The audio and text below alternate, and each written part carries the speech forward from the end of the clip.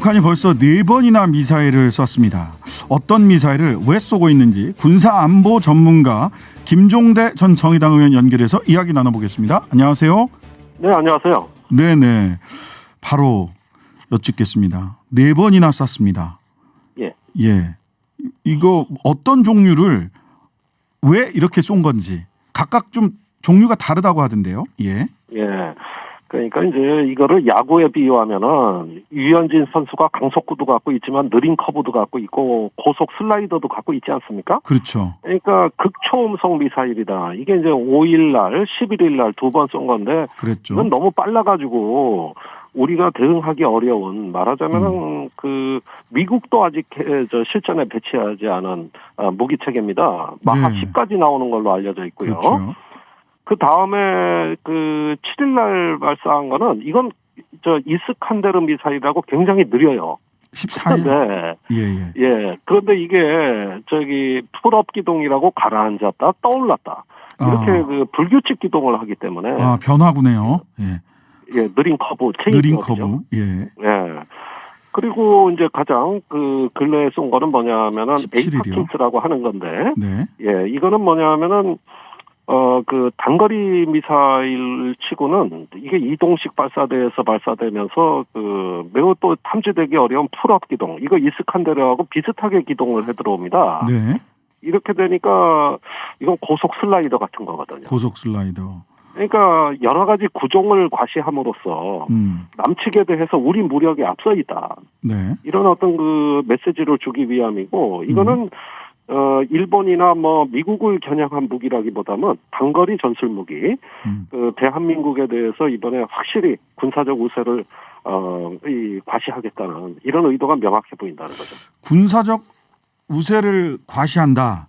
뭐 내부 결속을 다지기 위한 의도도 있다. 뭐 이런 등등의 그 의도. 항상 이제 무기라는 게 그냥 단순히 무기 그 자체로 존재하는 것이 아니라 어떤 정치적 의미를 담아서 그 네. 북쪽은 많이 하고 있지 않습니까? 무기 발사 실험을 하고 있는데 이게 물론이죠. 어떤 의미로 해석을 해야 되나요? 글쎄 뭐 내부 결속을 다진다, 국제사회 뭐 존재감을 과시한다, 이런 다목적인 그 의도가 내포되어 있다는 건 다 맞습니다. 네. 그런데 그런 식으로 분석하면은 실체가 안 보이죠. 그게 네. 아니라 명확하게 가장 우선적인 의도가 뭐냐. 네. 근데 이거는 작년 10월에 그 북한에서 국방 전람회가 열려요. 네. 북한 무기 체계 선보일 때 김정은 위원장 연설에 나옵니다. 네. 그 남측이 뭐 F-35 합동 전투기 그 스텔스기를 배치한다. 또 미사일 그 협약 폐기를 해가지고 한미가 미사일 제약이 없으니까 현무 미사일 새로운 미사일 시스템을 선보인다. 이런 걸 쭉 열거합니다. 네네. 그런데 북한이 우리 국방 현대력이 이걸 압도해야 된다는 것이죠. 네. 그러다 보니까 지금 보여주는 건 전부 거기에 초점화되어 있어요. 네. 그리고 우리가 작년에 그 SLBM이라고 잠수함 발사 미사일을 발사하니까 그랬죠. 작년 9월인데 네. 그 북한에서 그거 저기 별거 아니다. 우리 게 훨씬 좋다. 이러면서 막 깎아내리고 폄하한단 말이죠. 네. 그러니까 최근에 나오는 메시지의 일관된 특징을 보면은 남측이 굉장히 무력 증강을 많이 하는데 네네. 이 부분에 대해서 밀리면 안 된다. 밀리면 안 된다. 무기의 양적, 질적 측면에서 압도해버려라. 이래가지고 이것이 어떤 남북한 간의 군비 경쟁으로 압축이 돼버린 거예요. 네. 그러니까 결국은 북한이 쏜 거는 또 남측에서 폄하합니다. 5일날 쏜 게 극초음속 미사일이다 그러니까 우리 합참이 그거 극초음속 미사일 아니다. 네, 맞아요. 기존의 탄도미사일이다. 이렇게 폄하했는데 그건 굉장히 잘못된 분석이에요. 그러니까 11일 날 진짜로 확 또 쏴버리더라고요. 진짜 이번에 마하 10이 나타나니까 예. 이것도 가짜냐? 이렇게 또 보여줘야 되는 거죠. 네. 그래서 대부분 보면은 최근에 대미 메시지는 그 유엔 안보리에서 경제 제재하는 거, 뭐 아무리 제재해봐라, 우리 끄떡없다 이런 식의 반응 외에 네. 군사적인 메시지는 남한을 향해 있다는 거예요. 네. 그래서 남북한 군비 경쟁으로 압축되고 있다. 그리고 북한의 전술 무기가 남한의 무기보다 성능이 좋다. 이런 걸 계속 과시하는 건데. 근데 이제 초점이 맞춰졌죠. 예.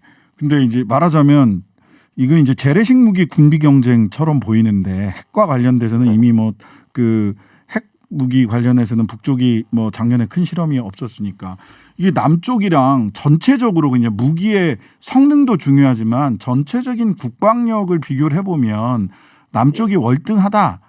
뭐 이렇게 얘기를 많이들 하는데 예. 군비 경쟁을 북쪽이 이거 다 감당할 수 있나요? 남쪽이랑 군비 경쟁에서? 그러니까 우리가 항상 이런 면에서 북한을 과소평가했습니다. 네네. 과거에 2014년에 북한이 SLBM을 처음 쐈을 때도 네. 저거 영상 조작이다. 북한이 무슨 네네. SLBM을 쏘냐. 네네. 이렇게 미 합참 부의장도 이야기를 해버리니까 그 다음날 발끈해서 고화질 동영상을 틀어주잖아요.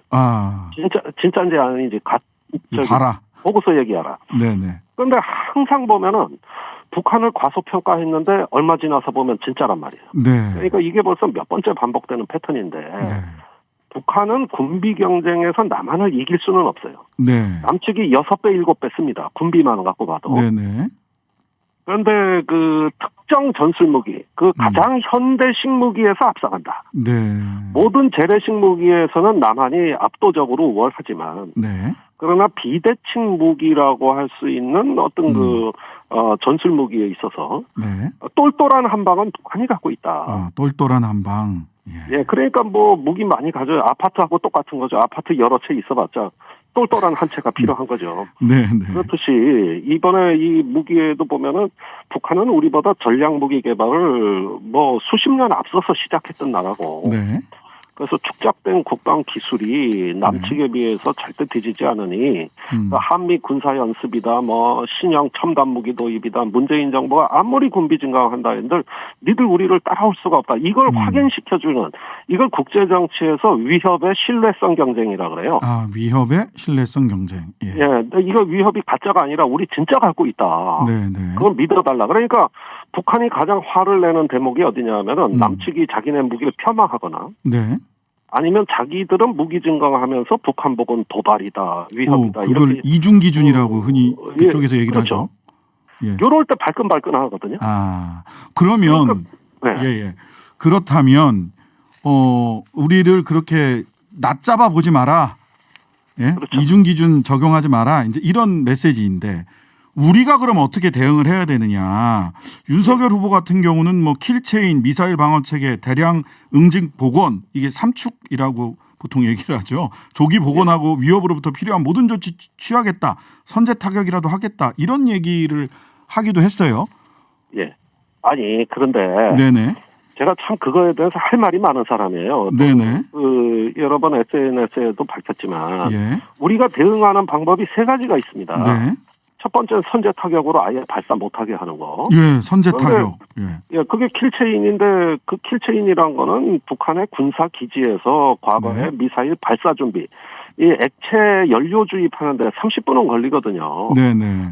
그러던 시절에 그 고정식 발사대에서 발사할 때 그걸 탐지해서 타격하겠다는 얘기인데. 근데 이번에 발사한 것도 다 뭐 기차에서도 발사하고 막 다 이동식 무기들이지 않았나요? 이번에 발사한 무기들도? 예. 옛날에 킬체인이란 건 바둑판이 고정돼 있을 때 내가 흑돌, 백돌을 놓겠다. 요 얘기거든요. 네네. 그런데 지금 바둑판 자체가 움직여버려요. 네. 그리고 안개가 자욱하게 껴서 안 보입니다. 네. 이걸 전장의 안개라 그러는 건데. 네. 그러면 움직이고 안 보이는 걸 무슨 킬체인으로 선제 타격하면 어떻게 탐지하고 또 때리는 수단은 뭐고 이런 어떤 그 부분에 대해서는 전혀 몰라요. 그러니까 이게 군사적으로도 잘 모르고 하는 얘기다. 예. 아니, 아무것도 몰라요. 아무것도 모르고. 예. 그다음에 미사일 방어 이건 당연히 안 되는 거죠. 사드니 패트리어트니 갖다 놨다 그랬지만 옛날에 새누리당 시절에 사드만 갖다 놓으면 안전할 것처럼 얘기했지만 그거 지금 소용없다는 거 아닙니까? 마하 10짜리 어떻게 막아요? 그러니까 예. 그러면은 자 제1축 선제 타격하는 킬체인, 제2축 한국형 미사일 방어 이게 무력화된 거예요. 네네. 그러면 한 가지 방법이 남습니다. 그 대량 응징 보복. 예. 이건 전쟁 그냥 바로 하자는 건데. 예.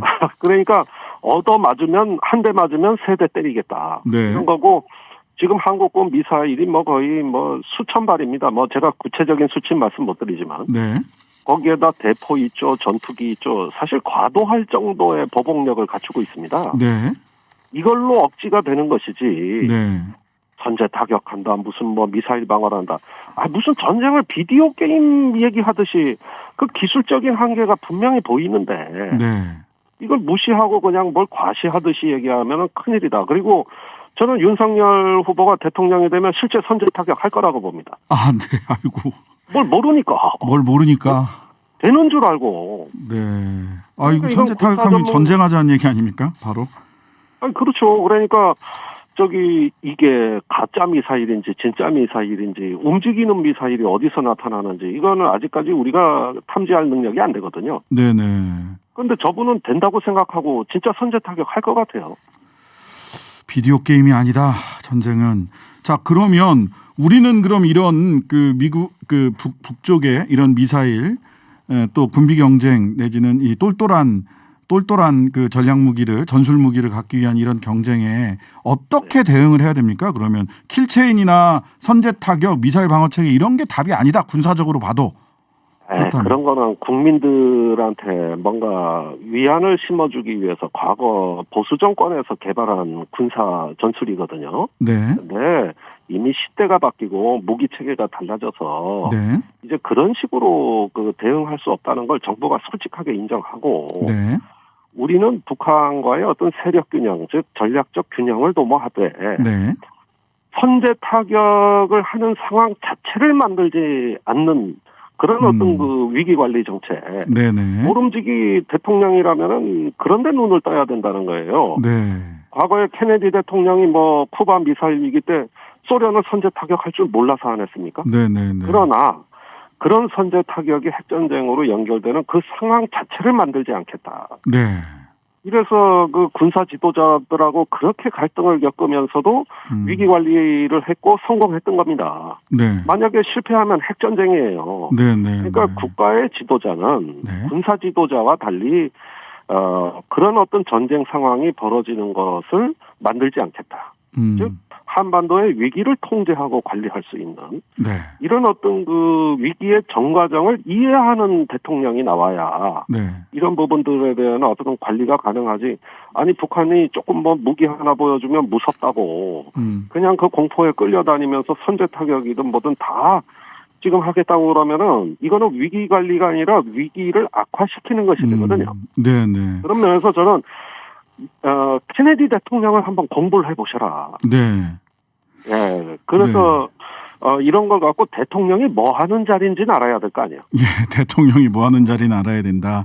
즉, 예, 군 통수권자의 핵심 임무는 위기를 증폭시키는 것이 아니라 위기를 관리하고 그런 위기 상황이 오지 않도록 하게 하는 것이다. 그게 대통령의 임무입니다. 그리고 군사 네. 지도자는 뭐 여러 가지 군사 전술을 연구하고 검토할 수 있어요. 네. 좀 줄여주십시오. 예. 예, 정치인이 그것을 관리하고 통제하는 겁니다. 이 점을 잊지 마십시오. 네, 알겠습니다. 지금까지 김종대 전 정의당 의원이었습니다. 감사합니다. 네, 감사합니다.